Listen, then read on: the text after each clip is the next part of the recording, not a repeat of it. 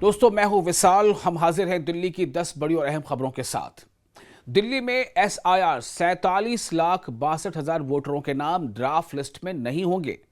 दिल्ली में मतदाता सूची की विशेष गहन पुनरीक्षण यानी एसआईआर के फॉर्म जमा करने की प्रक्रिया 17 अगस्त को खत्म हो गई। रिपोर्ट के मुताबिक करीब 47,62,हजार वोटरों ने फॉर्म जमा नहीं किए, इसलिए उनके नाम ड्राफ्ट वोटर लिस्ट में नहीं आ पाएंगे।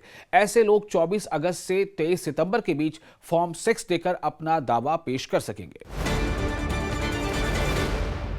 दिल्ली में 150 दिन हवा रही साफ। दिल्ली में इस साल अब तक 150 दिन ऐसे रहे जब हवा साफ या संतोषजनक रही। यह आंकड़ा पिछले 10 सालों के मुकाबले बेहतर है और 2020 के बाद सबसे ज्यादा साफ हवा वाले दिनों में है। बारिश और मौसम में बदलाव को प्रदूषण घटने की अहम वजह माना जा रहा है। दिल्ली में हल्की बारिश का अनुमान।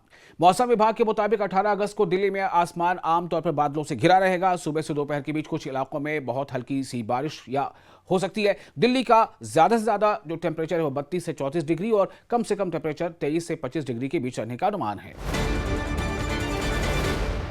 19 और 20 अगस्त को बारिश बढ़ सकती है।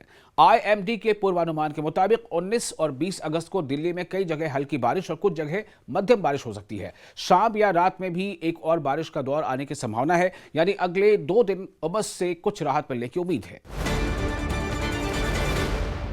बुराड़ी में सूटकेस में मिली लड़की की लाश, रिश्तेदार गिरफ्तार। उत्तर दिल्ली के बुराड़ी इलाके में एक 17 साल की लड़की की हत्या कर उसकी लाश सूटकेस पर रखे जाने का मामला सामने आया है। पुलिस ने मुखबिर से मिली सूचना के बाद लड़की के रिश्तेदार को गिरफ्तार किया है। पुलिस अब कत्ल की वजह और पूरी घटना की कड़ियों की जांच कर रही है। डीसीपी के घर चोरी, आरोपी 24 घंटे में पकड़ा गया। दिल्ली पुलिस के डीसीपी विनीत कुमार के काका नगर स्थित घर में चोरी के एक दिन बाद पुलिस ने संदिग्ध को गिरफ्तार कर लिया है। पुलिस ने चोरी का लगभग पूरा सामान, जिसमें अधिकारी का पहचान पत्र भी शामिल है, बरामद कर लिया है। घटना को इसलिए भी गंभीर माना गया क्योंकि काका नगर बेहद सुरक्षित इलाका है और स्वतंत्रता दिवस के दौरान सुरक्षा बढ़ी हुई थी। दिल्ली में ब्रिक्स पर्यावरण मंत्रियों की बैठक।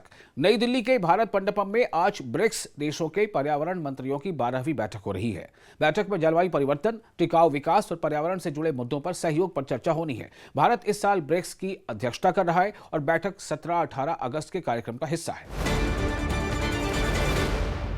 दिल्ली में मेडिकल सीटें बढ़ाने की तैयारी। दिल्ली सरकार राजधानी में मेडिकल शिक्षा की क्षमता बढ़ाने की तैयारी कर रही है। इसके तहत यूजी, पीजी और सुपर स्पेशलिटी स्तर पर मेडिकल सीटों की तादाद बढ़ाने का रोड मैप तैयार किया गया है। सरकार का मकसद दिल्ली में डॉक्टरों और मेडिकल विशेषज्ञों की उपलब्धता बढ़ाना है। दिल्ली में सिनेमा लाइसेंस की प्रक्रिया आसान करने की तैयारी। दिल्ली सरकार ने कई तरह के पुराने एनओसी लेने वाले सिस्टम को खत्म करने और सिनेमा लाइसेंस की प्रक्रिया को आसान करने की दिशा में कदम उठाया है। शिकायतों के निपटारे के लिए डिजिटल व्यवस्था और हर जिले में नोडल अधिकारी रखने की बात सामने आई है। इसका मकसद कारोबारियों के लिए सरकारी मंजूरियों की प्रक्रिया को आसान और तेज करना है। दिल्ली में लगातार बारिश के बीच स्कूल बंद होने की चर्चा।